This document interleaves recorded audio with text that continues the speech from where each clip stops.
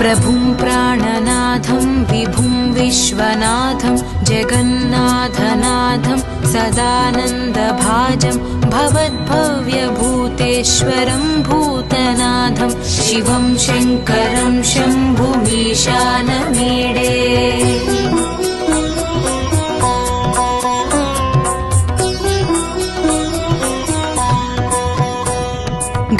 गळेरुण्डमालं तनौ सर्पजालं महाकालकालं गणेशादिपालं जटाजूटगङ्गोत्तरं गैर्विशालं शिवं शङ्करं शम्भुमीशानमीडे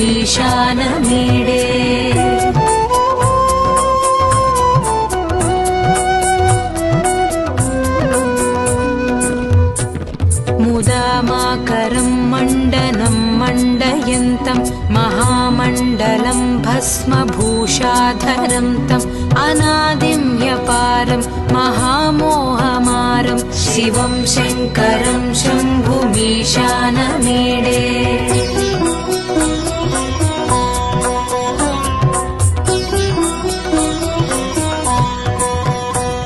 वटाधो निवासं महाटाट्टहासं महापापनाशं सदा सुप्रकाशं गिरीशं गणेशं सुरेशं महेशं शिवं शङ्करं शम्भुमीशानमीडे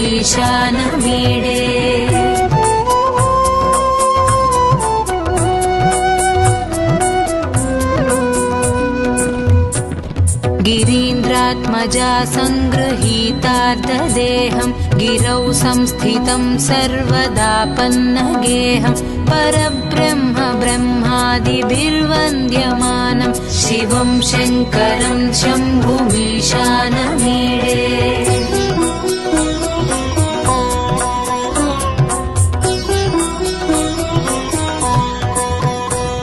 कपालं त्रिशूलं कराभ्यां दधानं पदाम्भोजनं रायकामं ददानं बलिवर्धमानं सुराणां प्रधानं शिवं शङ्करं शम्भुमीशानमीडे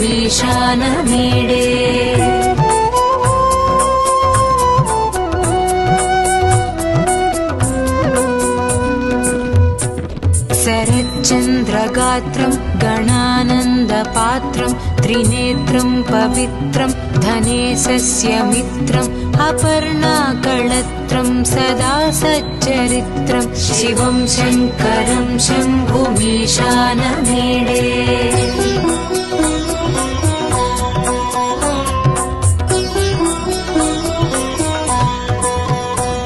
हरं सर्पहारं चिताभूविहारं भवं वेदसारं सदा निर्विकारं श्मशाने वसन्तं मनोजं दहन्तं शिवं शङ्करं शम्भुमीशानमीडे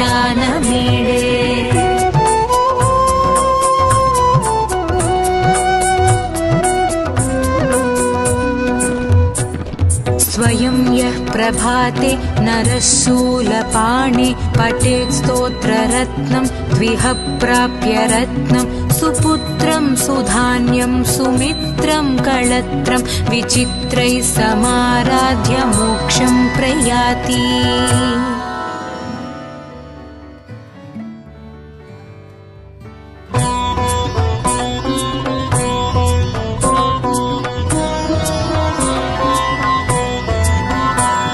प्रभुं प्राणनाथं विभुं विश्वनाथं जगन्नाथनाथं सदानन्दभाजं भवद्भव्यभूतेश्वरं भूतनाथं शिवं शङ्करं शम्भुमीशानमीडे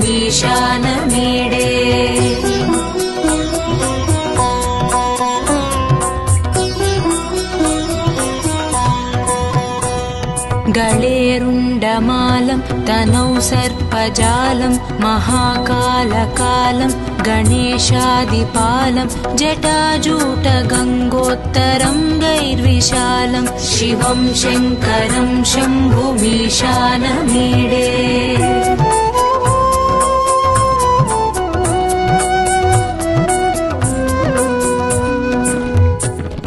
मुदामाकरं मण्डनं मण्डयन्तं महामण्डलं कमण्डलं भस्मभूषाधरं तम् अनादिं ह्यपारं महामोहमारं शिवं शङ्करं शम्भुमीशानमीडे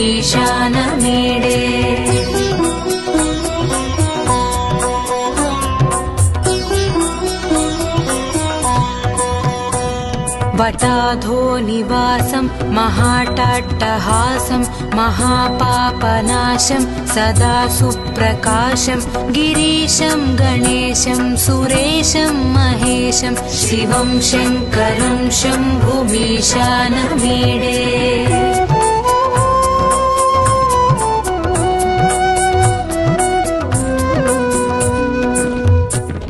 गिरीन्द्रात्मजा सङ्गृहीतार्धदेहं गिरौ संस्थितं सर्वदापन्नगेहं परब्रह्म ब्रह्मादिभिर्वन्द्यमानं शिवं शङ्करं शम्भुमीशानमीडे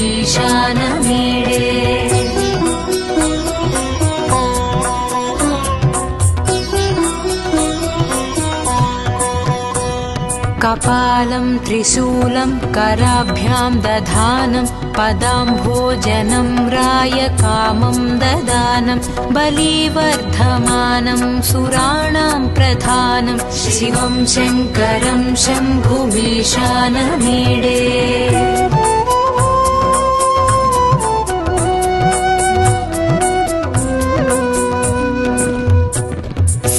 शरच्चन्द्रगात्रं गणानन्दपात्रं त्रिनेत्रं पवित्रं धनेशस्य मित्रम् अपर्णाकळत्रं सदा सच्चरित्रं शिवं शङ्करं शम्भुमीशानमीडे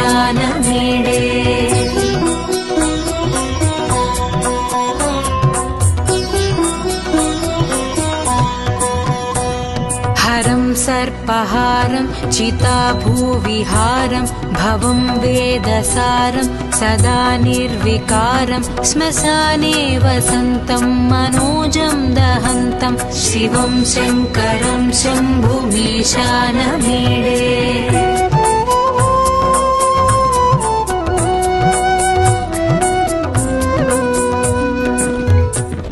स्वयं यः प्रभाते नरः शूलपाणे पठेत् स्तोत्ररत्नं द्विह प्राप्य रत्नं सुपुत्रं सुधान्यं सुमित्रं कळत्रं विचित्रैः समाराध्य मोक्षं प्रयाति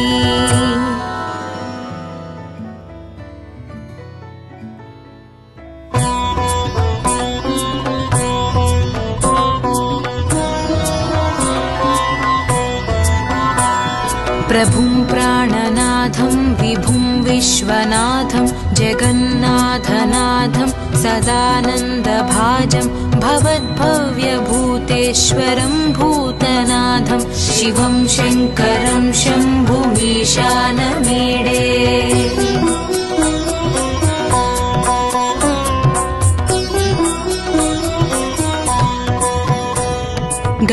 गळेरुण्डमालं तनौ सर्पजालं महाकालकालं गणेशादिपालं जटाजूटगङ्गोत्तरङ्गैर्विशालं शिवं शङ्करं शम्भुमीशानमीडे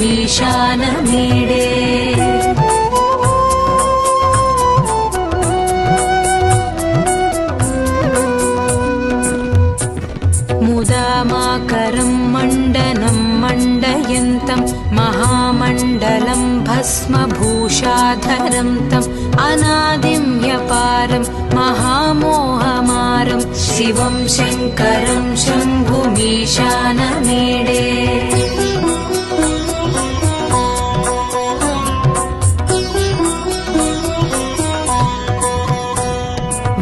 वटाधोनिवासं महाटाट्टहासं महापापनाशं सदा सुप्रकाशं गिरीशं गणेशं सुरेशं महेशं शिवं शङ्करं शम्भुमीशानमीडे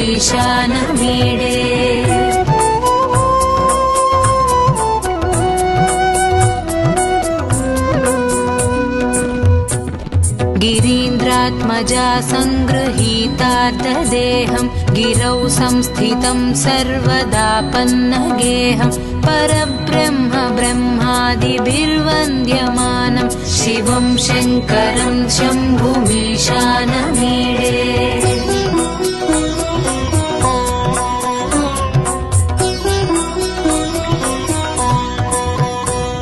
कपालं त्रिशूलं कराभ्यां दधानं पदाम्भोजनं रायकामं ददानं बलिवर्धमानं सुराणां प्रधानं शिवं शङ्करं शम्भुमीशानमीडे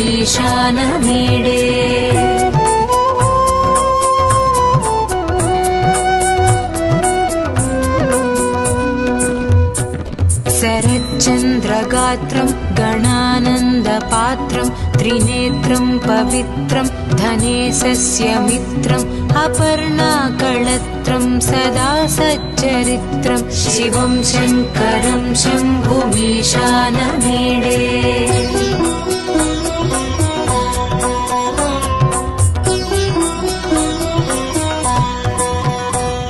हरं सर्पहारं चिताभूविहारं भवं वेदसारं सदा निर्विकारं श्मशाने वसन्तं मनोजं दहन्तं शिवं शङ्करं शम्भुमीशानमीडे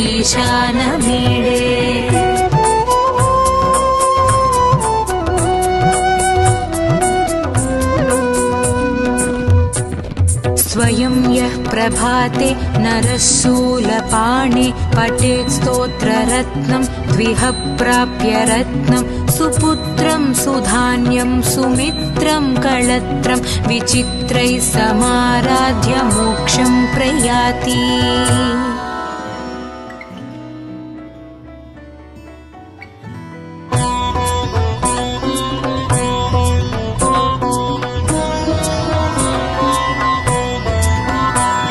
प्रभुं प्राणनाथं विभुं विश्वनाथं जगन्नाथनाथं सदानन्दभाजं भवद्भव्यभूतेश्वरं भूतनाथं शिवं शङ्करं शम्भुमीशानमीडे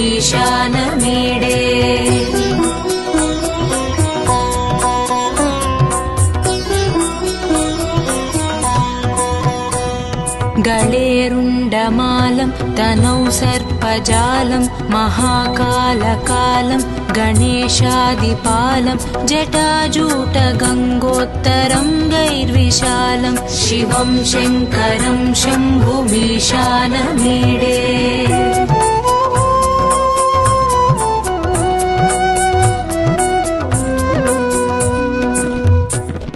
मुदामाकरं मण्डनं मण्डयन्तं महामण्डलं भस्मभूषाधरं तम् अनादिं ह्यपारं महामोहमारं शिवं शङ्करं शम्भुमीशानमीडे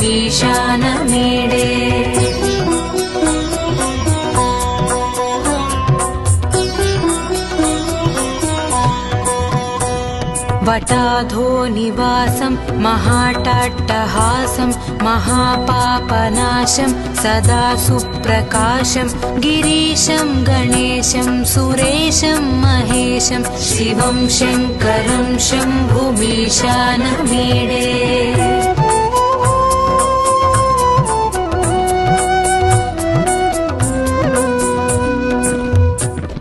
गिरीन्द्रात्मजा सङ्गृहीतार्धदेहं गिरौ संस्थितं सर्वदापन्नगेहं परब्रह्म ब्रह्मादिभिर्वन्द्यमानं शिवं शङ्करं शम्भुमीशानमीडे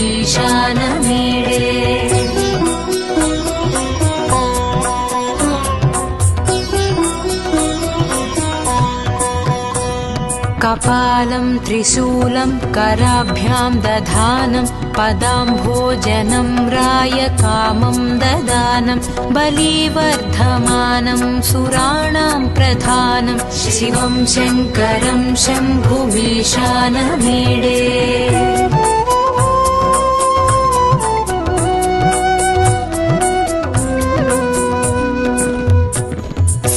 शरच्चन्द्रगात्रं गणानन्दपात्रं पात्रं त्रिनेत्रं पवित्रं धनेशस्य मित्रम् अपर्णाकळत्रं सदा सच्चरित्रं शिवं शङ्करं शम्भुमीशानमीडे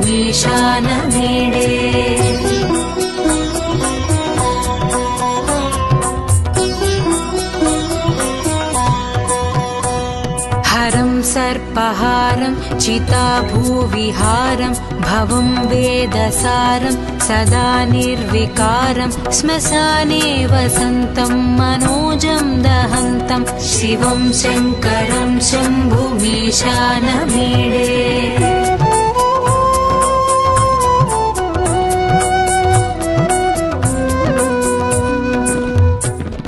स्वयं यः प्रभाते नरः शूलपाणे पठेत् स्तोत्ररत्नं द्विह प्राप्य रत्नं सुपुत्रं सुधान्यं सुमित्रं कळत्रं विचित्रैः समाराध्य मोक्षं प्रयाति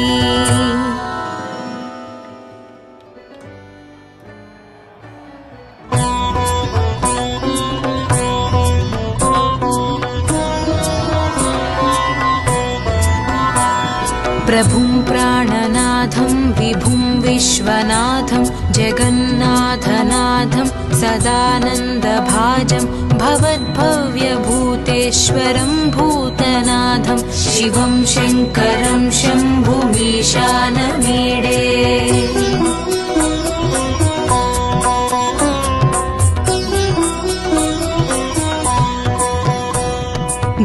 गळेरुण्डमालं तनौ सर्पजालं महाकालकालं गणेशादिपालं जटाजूटगङ्गोत्तरं गैर्विशालं शिवं शङ्करं शम्भुमीशानमीडे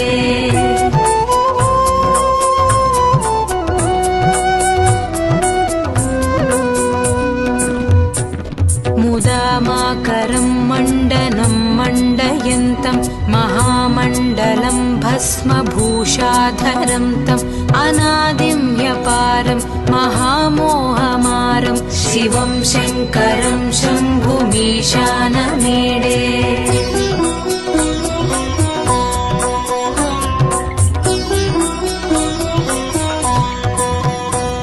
वटाधो निवासं महाटाट्टहासं महापापनाशं सदा सुप्रकाशं गिरीशं गणेशं सुरेशं महेशं शिवं शङ्करं शम्भुमीशानमीडे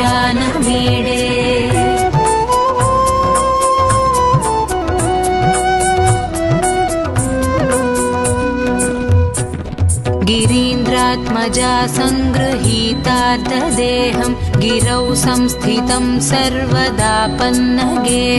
परब्रह्म ब्रह्मादिभिर्वन्द्यमानं शिवं शङ्करं शम्भुमीशानमीडे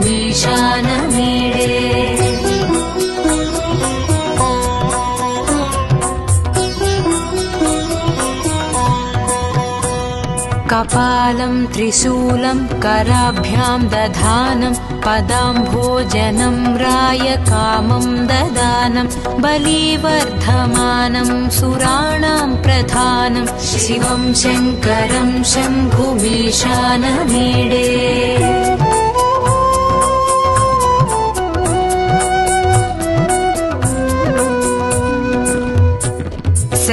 शरच्चन्द्रगात्रं गणानन्दपात्रं त्रिनेत्रं पवित्रं धनेशस्य मित्रम् अपर्णाकळत्रं सदा सच्चरित्रं शिवं शङ्करं शम्भुमीशानमीडे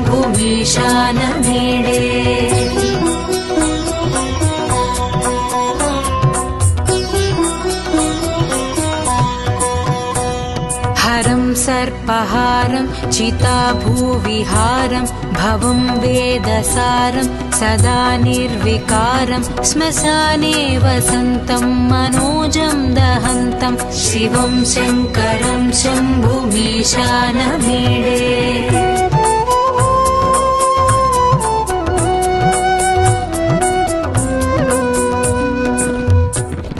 स्वयं यः प्रभाते नरः शूलपाणे पठेत् स्तोत्ररत्नं द्विह प्राप्य रत्नं सुपुत्रं सुधान्यं सुमित्रं कळत्रं विचित्रैः समाराध्य मोक्षं प्रयाति।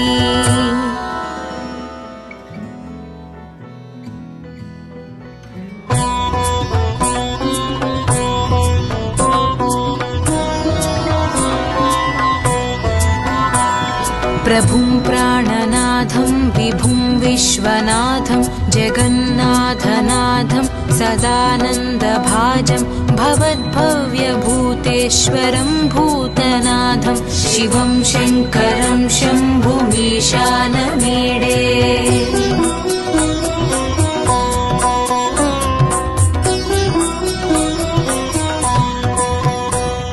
गळेरुण्डमालं तनौ सर्पजालं महाकालकालं गणेशादिपालं जटाजूटगङ्गोत्तरं गैर्विशालं शिवं शङ्करं शम्भुमीशानमीडे।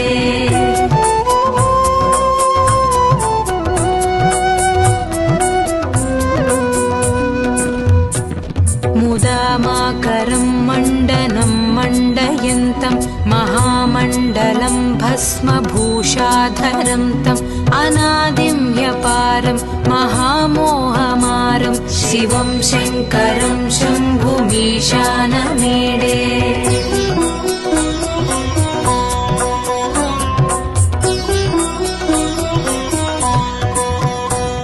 वटाधो निवासं महाटाट्टहासं महापापनाशं सदा सुप्रकाशं गिरीशं गणेशं सुरेशं महेशं शिवं शङ्करं शम्भुमीशानमीडे।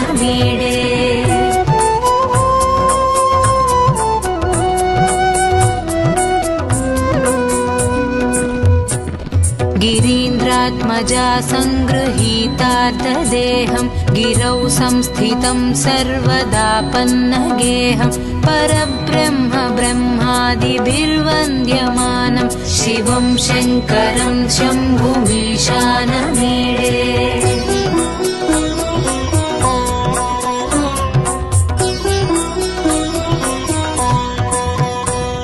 कपालं त्रिशूलं कराभ्यां दधानं पदाम्भोजनं रायकामं ददानं बलिवर्धमानं सुराणां प्रधानं शिवं शङ्करं शम्भुमीशानमीडे।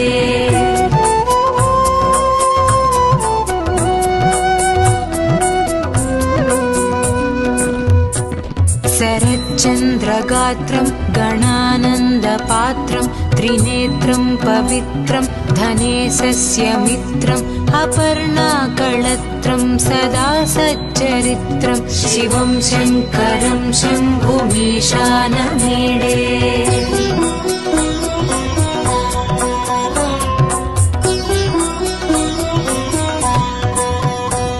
हरं सर्पहारं चिताभूविहारं भवं वेदसारं सदा निर्विकारं श्मशाने वसन्तं मनोजं दहन्तं शिवं शङ्करं शम्भुमीशानमीडे।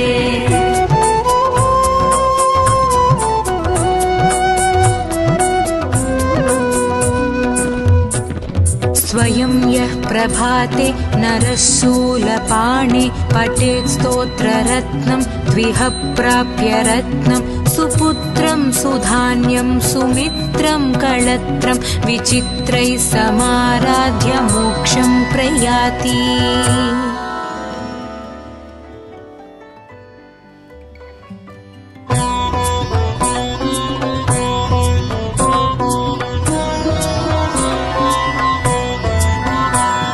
प्रभुं प्राणनाथं विभुं विश्वनाथं जगन्नाथनाथं सदानन्दभाजं भवद्भव्यभूतेश्वरं भूतनाथं शिवं शङ्करं शम्भुमीशानमीडे।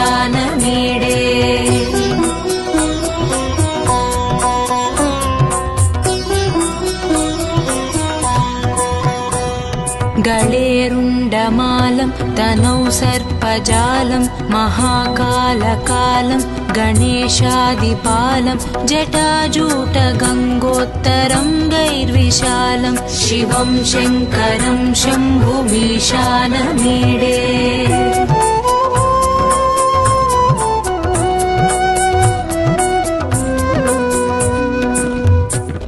मुदामाकरं मण्डनं मण्डयन्तं महामण्डलं भस्मभूषाधरं तम् अनादिं ह्यपारं महामोहमारं शिवं शङ्करं शम्भुमीशानमीडे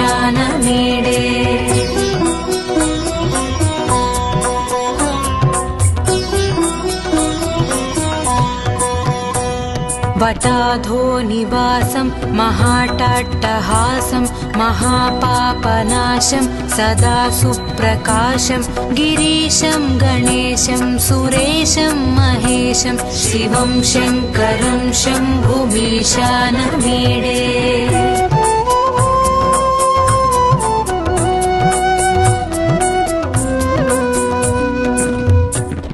गिरीन्द्रात्मजा सङ्गृहीतार्थदेहं गिरौ संस्थितं सर्वदा पन्नगेहं परब्रह्म ब्रह्मादिभिर्वन्द्यमानं शिवं शङ्करं शम्भुमीशानमीडे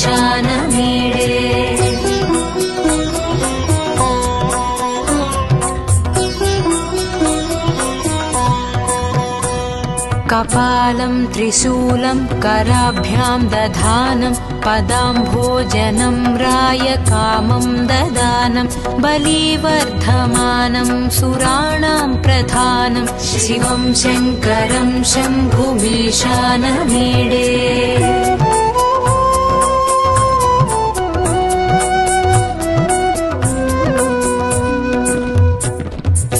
शरच्चन्द्रगात्रं गणानन्दपात्रं त्रिनेत्रं पवित्रं धनेशस्य मित्रम् अपर्णाकळत्रं सदा सच्चरित्रं शिवं शङ्करं शम्भुमीशानमीडे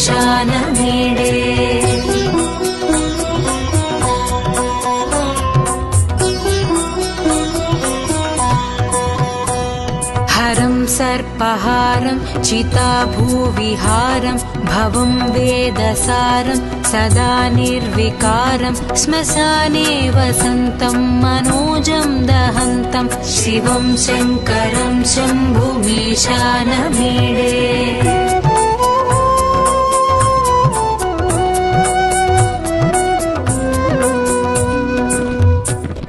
स्वयं यः प्रभाते नरः शूलपाणे पठेत् स्तोत्ररत्नं द्विह प्राप्य रत्नं सुपुत्रं सुधान्यं सुमित्रं कळत्रं विचित्रैः समाराध्य मोक्षं प्रयाति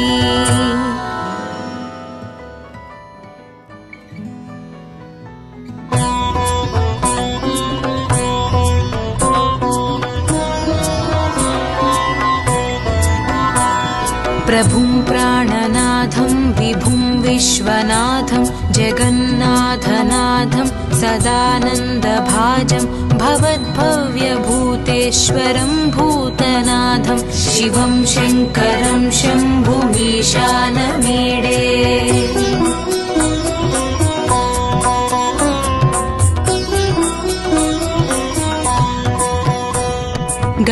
गळेरुण्डमालं तनौ सर्पजालं महाकालकालं गणेशादिपालं जटाजूटगङ्गोत्तरङ्गैर्विशालं शिवं शङ्करं शम्भुमीशानमीडे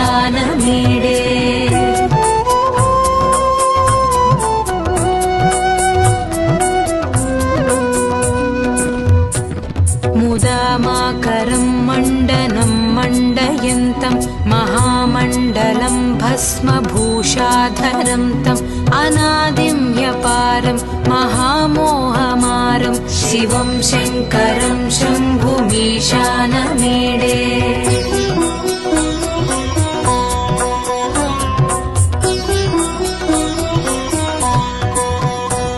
वटाधो निवासं महाटाट्टहासं महापापनाशं सदा सुप्रकाशं गिरीशं गणेशं सुरेशं महेशं शिवं शङ्करं शम्भुमीशानमीडे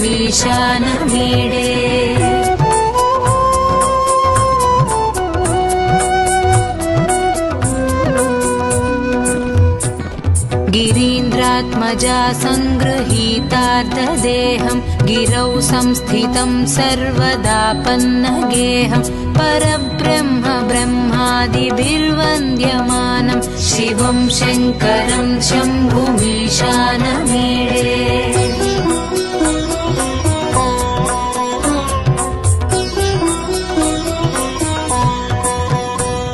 कपालं त्रिशूलं कराभ्यां दधानं पदाम्भोजनं रायकामं ददानं बलिवर्धमानं सुराणां प्रधानं शिवं शङ्करं शम्भुमीशानमीडे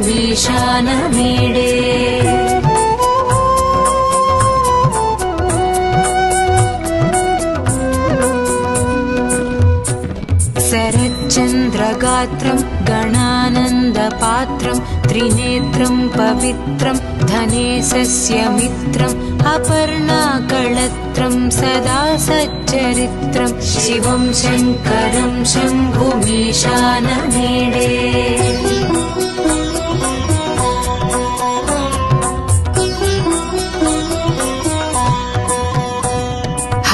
सर्पहारं चिताभूविहारं भवं वेदसारं सदा निर्विकारं श्मशाने वसन्तं मनोजं दहन्तं शिवं शङ्करं शम्भुमीशानमीडे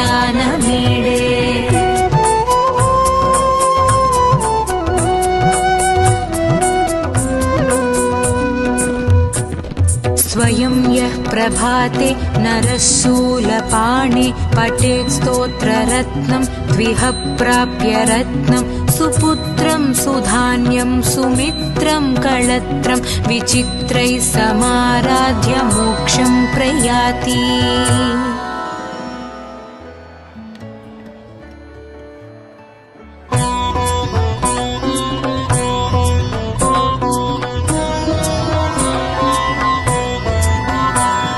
प्रभुं प्राणनाथं विभुं विश्वनाथं जगन्नाथनाथं सदानन्दभाजं भवद्भव्यभूतेश्वरं भूतनाथं शिवं शङ्करं शम्भुमीशानमीडे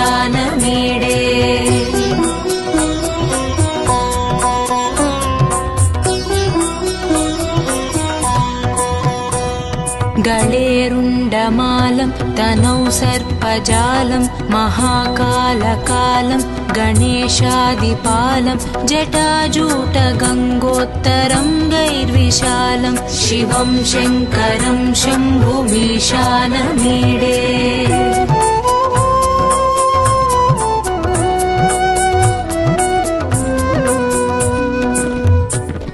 मुदामाकरं मण्डनं मण्डयन्तं महामण्डलं भस्मभूषाधरं तम् अनादिं ह्यपारं महामोहमारं शिवं शङ्करं शम्भुमीशानमीडे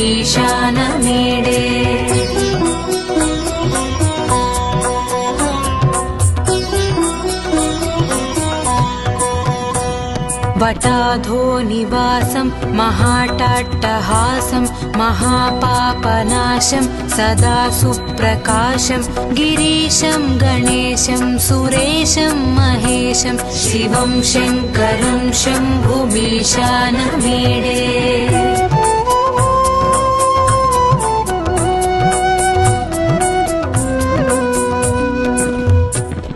गिरीन्द्रात्मजा सङ्गृहीतार्धदेहं गिरौ संस्थितं सर्वदापन्नगेहं परब्रह्म ब्रह्मादिभिर्वन्द्यमानं शिवं शङ्करं शम्भुमीशानमीडे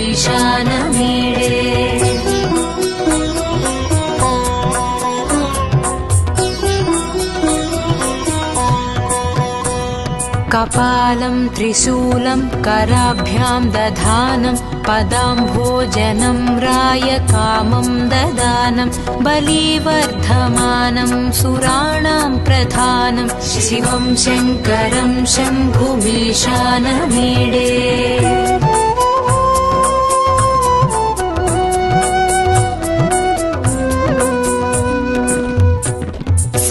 शरच्चन्द्रगात्रं गणानन्दपात्रं त्रिनेत्रं पवित्रं धनेशस्य मित्रम् अपर्णाकळत्रं सदा सच्चरित्रं शिवं शङ्करं शम्भुमीशानमीडे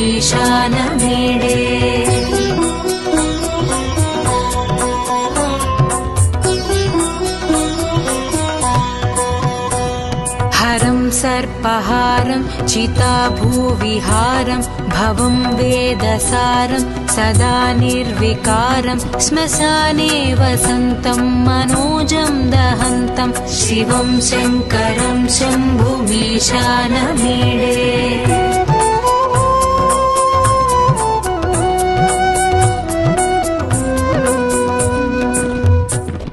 स्वयं यः प्रभाते नरः शूलपाणे पठेत् स्तोत्ररत्नं द्विह प्राप्य रत्नं सुपुत्रं सुधान्यं सुमित्रं कळत्रं विचित्रैः समाराध्य मोक्षं प्रयाति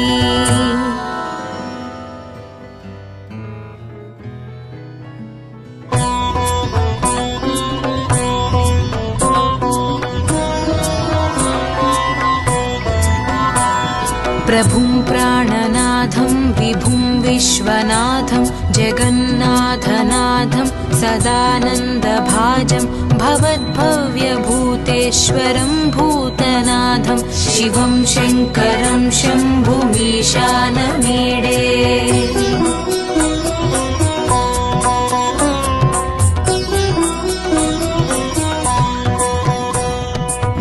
गळेरुण्डमालं तनौ सर्पजालं महाकालकालं गणेशादिपालं जटाजूटगङ्गोत्तरं गैर्विशालं शिवं शङ्करं शम्भुमीशानमीडे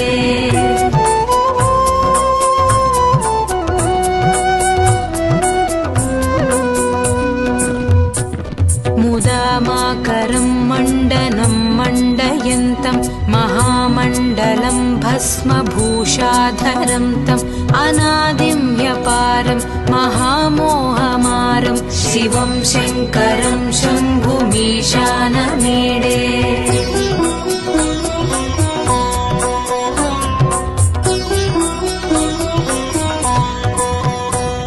वटाधो निवासं महाटाट्टहासं महापापनाशं सदा सुप्रकाशं गिरीशं गणेशं सुरेशं महेशं शिवं शङ्करं शम्भुमीशानमीडे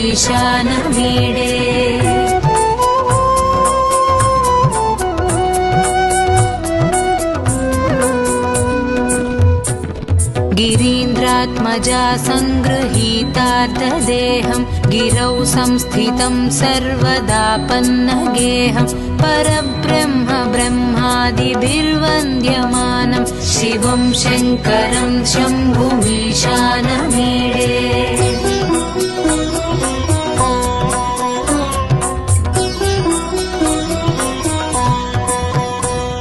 कपालं त्रिशूलं कराभ्यां दधानं पदाम्भोजनं रायकामं ददानं बलिवर्धमानं सुराणां प्रधानं शिवं शङ्करं शम्भुमीशानमीडे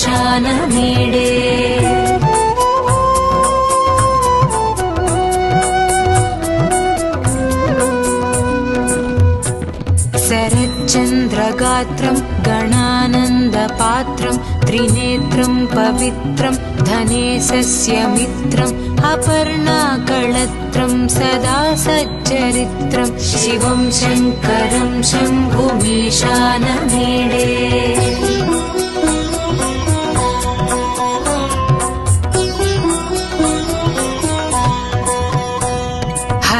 सर्पहारं चिताभूविहारं भवं वेदसारं सदा निर्विकारं श्मशाने वसन्तं मनोजं दहन्तं शिवं शङ्करं शम्भुमीशानमीडे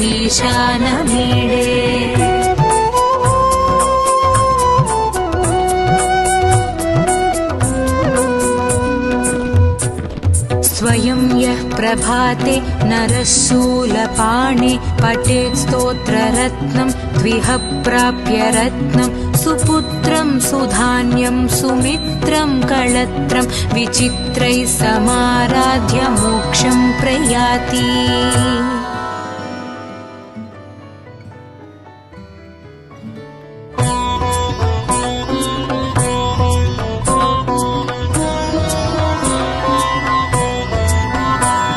प्रभुं प्राणनाथं विभुं विश्वनाथं जगन्नाथनाथं सदानन्दभाजं भवद्भव्यभूतेश्वरं भूतनाथं शिवं शङ्करं शम्भुमीशानमीडे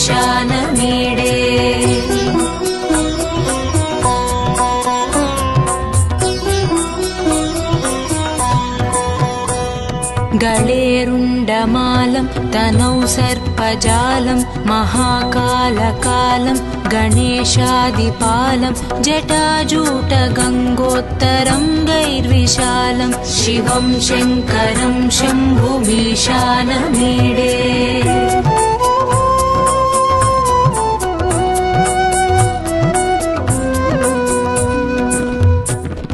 मुदामाकरं मण्डनं मण्डयन्तं महामण्डलं भस्मभूषाधरं तम् अनादिं ह्यपारं महामोहमारं शिवं शङ्करं शम्भुमीशानमीडे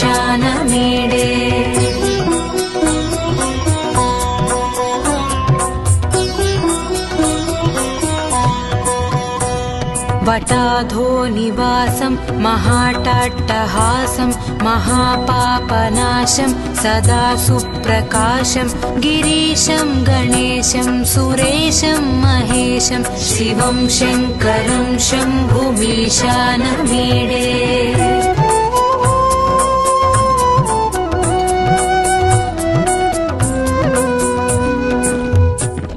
गिरीन्द्रात्मजा सङ्गृहीतार्धदेहं गिरौ संस्थितं सर्वदा पन्नगेहं परब्रह्म ब्रह्मादिभिर्वन्द्यमानं शिवं शङ्करं शम्भुमीशानमीडे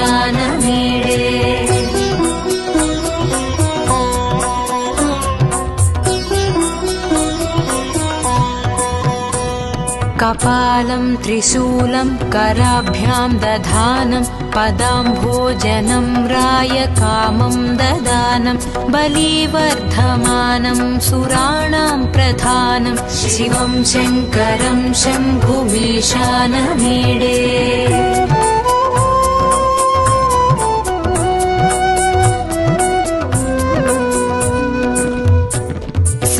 शरच्चन्द्रगात्रं गणानन्दपात्रं त्रिनेत्रं पवित्रं धनेशस्य मित्रम् अपर्णाकळत्रं सदा सच्चरित्रं शिवं शङ्करं शम्भुमीशानमीडे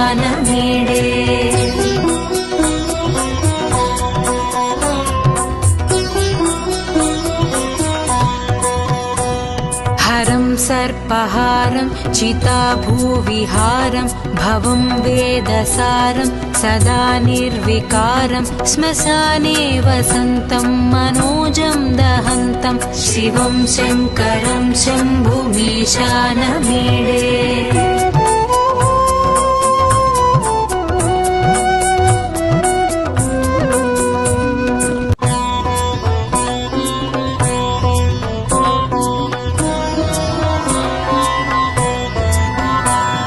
प्रभुं प्राणनाथं विभुं विश्वनाथं जगन्नाथनाथं सदानन्दभाजं भवद्भव्यभूतेश्वरं भूतनाथं शिवं शङ्करं शम्भुमीशानमीडे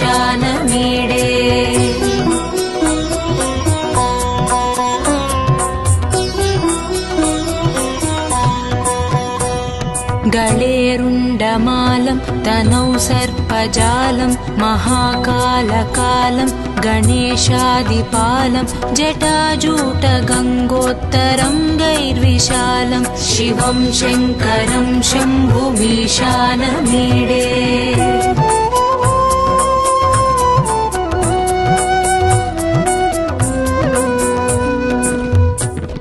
मुदामाकरं मण्डनं मण्डयन्तं महामण्डलं भस्मभूषाधरं तम् अनादिं व्यपारं महामोहमारं शिवं शङ्करं शम्भुमीशानमीडे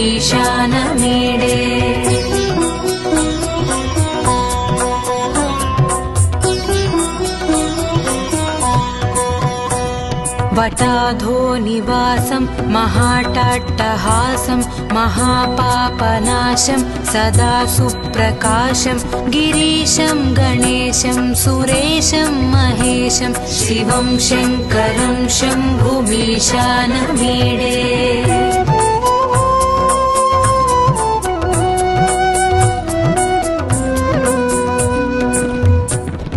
गिरीन्द्रात्मजा सङ्गृहीतार्धदेहं गिरौ संस्थितं सर्वदा पन्नगेहं परब्रह्म ब्रह्मादिभिर्वन्द्यमानं शिवं शङ्करं शम्भुमीशानमीडे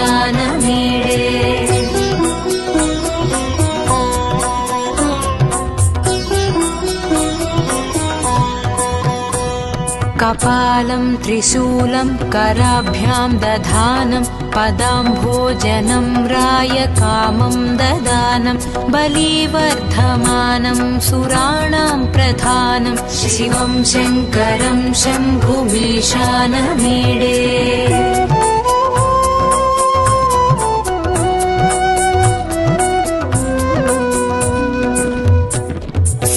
शरच्चन्द्रगात्रं गणानन्दपात्रं त्रिनेत्रं पवित्रं धनेशस्य मित्रम् अपर्णाकळत्रं सदा सच्चरित्रं शिवं शङ्करं शम्भुमीशानमीडे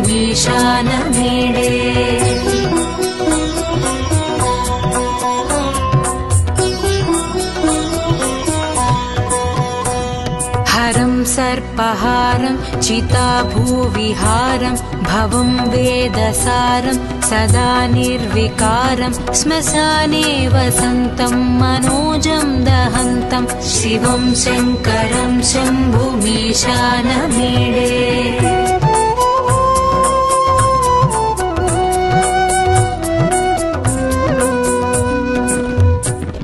स्वयं यः प्रभाते नरः शूलपाणे पठेत् स्तोत्ररत्नं द्विह प्राप्य रत्नं सुपुत्रं सुधान्यं सुमित्रं कळत्रं विचित्रैः समाराध्य मोक्षं प्रयाति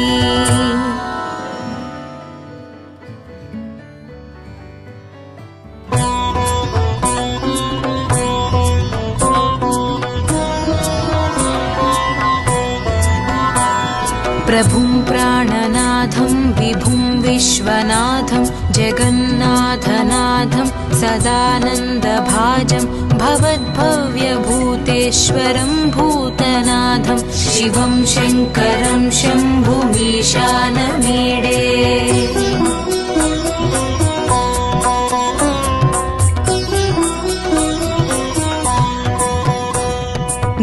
गलेरुण्डमालं तनौ सर्पजालं महाकालकालं गणेशादिपालं जटाजूटगङ्गोत्तरङ्गैर्विशालं शिवं शङ्करं शम्भुमीशानमीडे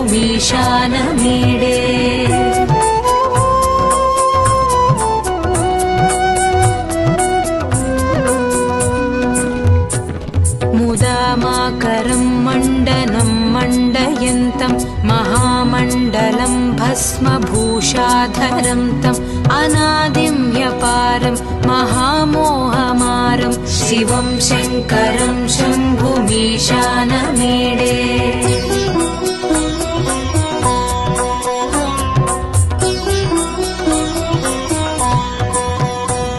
वटाधो निवासं महाटाट्टहासं महापापनाशं सदा सुप्रकाशं गिरीशं गणेशं सुरेशं महेशं शिवं शङ्करं शम्भुमीशानमीडे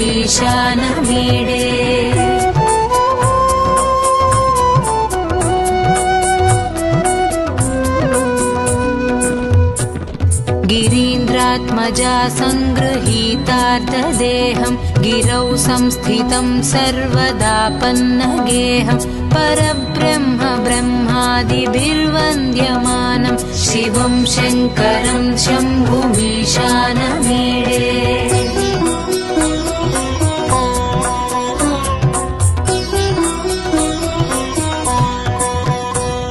कपालं त्रिशूलं कराभ्यां दधानं पदाम्भोजनं रायकामं ददानं बलिवर्धमानं सुराणां प्रधानं शिवं शङ्करं शम्भुमीशानमीडे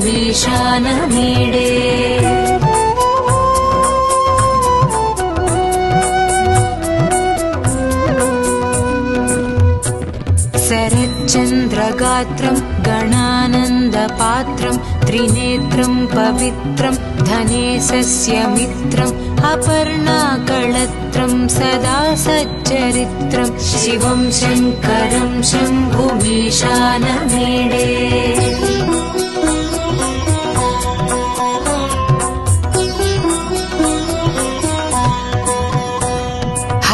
सर्पहारं चिताभूविहारं भवं वेदसारं सदा निर्विकारं श्मशाने वसन्तं मनोजं दहन्तं शिवं शङ्करं शम्भुमीशानमीडे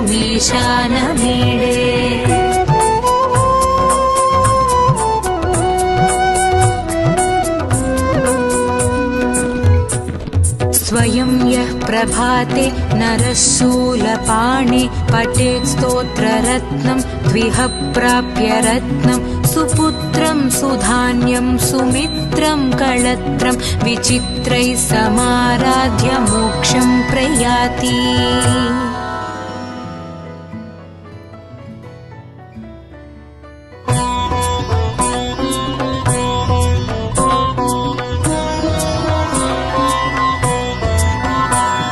प्रभुं प्राणनाथं विभुं विश्वनाथं जगन्नाथनाथं सदानन्दभाजं भवद्भव्यभूतेश्वरं भूतनाथं शिवं शङ्करं शम्भुमीशानमीडे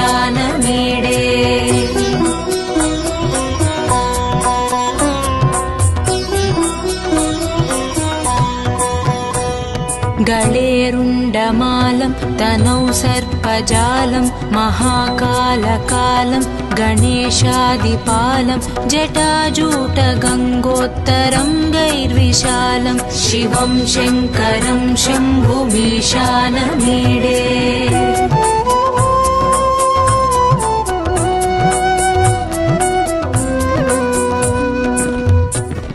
मुदामाकरं मण्डनं मण्डयन्तं महामण्डलं भस्मभूषाधरं तम् अनादिं ह्यपारं महामोहमारं शिवं शङ्करं शम्भुमीशानमीडे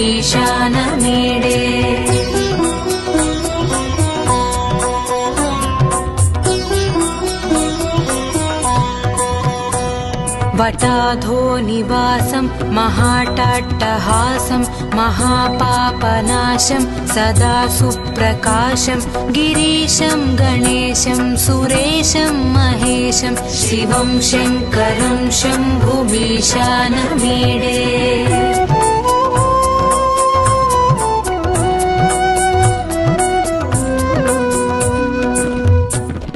गिरीन्द्रात्मजा सङ्गृहीतार्धदेहं गिरौ संस्थितं सर्वदापन्नगेहं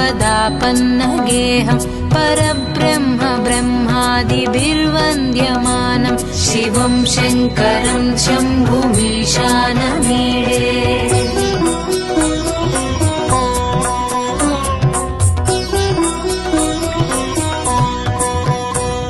कपालं त्रिशूलं कराभ्यां दधानं पदाम्भोजनं रायकामं ददानं बलिवर्धमानं सुराणां प्रधानं शिवं शङ्करं शम्भुमीशानमीडे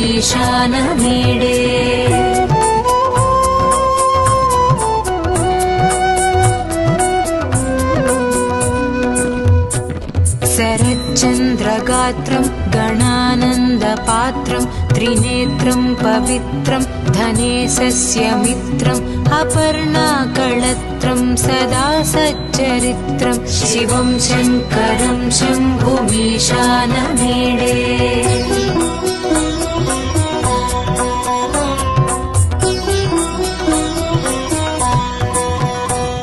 हरं सर्पहारं चिताभूविहारं भवं वेदसारं सदा निर्विकारं श्मशाने वसन्तं मनोजं दहन्तं शिवं शङ्करं शम्भुमीशानमीडे